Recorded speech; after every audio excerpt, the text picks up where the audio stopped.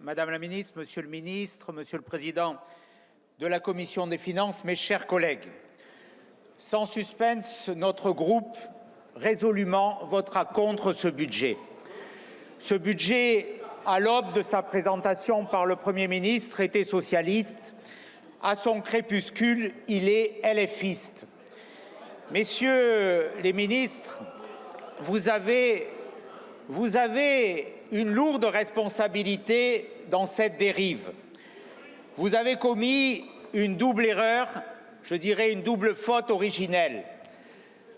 Celle d'augmenter la fiscalité massivement, alors que notre pays détient déjà le triste record d'être le pays de l'OCDE où les prélèvements obligatoires sont les plus lourds. 48% de prélèvements obligatoires. Chaque année, la France gagne la Coupe du Monde des impôts et des charges.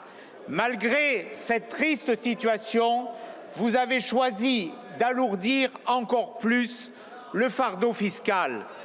Et la deuxième faute que vous avez commise, c'est en même temps de continuer à augmenter les dépenses publiques.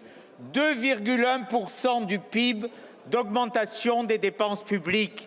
C'est dire que les dépenses publiques continueront, mes chers collègues, d'augmenter de quasiment 60 milliards d'euros pour ce budget 2025. C'est une double erreur, c'est une double faute. Cette double erreur, elle va d'abord frapper les entreprises. Vous avez ouvert la chasse aux entreprises et vous les soumettez aujourd'hui à un hallali fiscal. Oui, cet hallali fiscal, il va pénaliser l'emploi, il va pénaliser la compétitivité des entreprises, il va accélérer les défaillances que malheureusement nous connaissons aujourd'hui et dont nous voyons l'ampleur s'accroître de jour en jour. Il y aura de la casse sociale, il y aura une augmentation du chômage. D'ailleurs, les conjoncturistes et notamment l'OFCE a évalué à 0,8% de PIB le coût des mesures que vous prenez.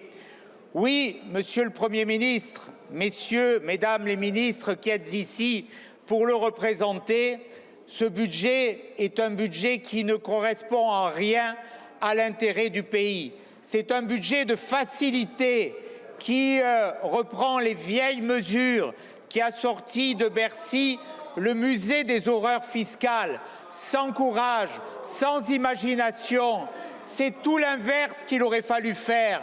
Il aurait fallu s'attaquer avec courage à la hausse inconsidérée et continue de la dépense publique.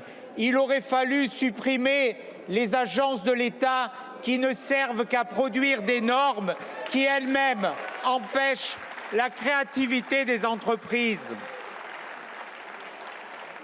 C'est tout l'inverse que vous avez fait. Alors oui, nous le disons aujourd'hui avec force, vous avez augmenté les impôts, mais vous refusez toute mesure de simplification et de réduction du périmètre de l'État. Vous augmentez les impôts, mais vous refusez toute privatisation d'entreprises détenues par l'État. Vous augmentez les impôts, mais vous refusez l'introduction d'une dose de capitalisation dans le système de retraite qui est pourtant à bout de souffle pour alléger le poids du vieillissement de la population. Vous augmentez les impôts, mais vous refusez de supprimer les autorités, les agences, les opérateurs, tous plus inutiles les uns que les autres. De la société cotée à la plus petite PME et à nos ETI, on serre la vis pour amortir le choc, on réduit la voilure pour affronter la tempête d'impôts et de charges.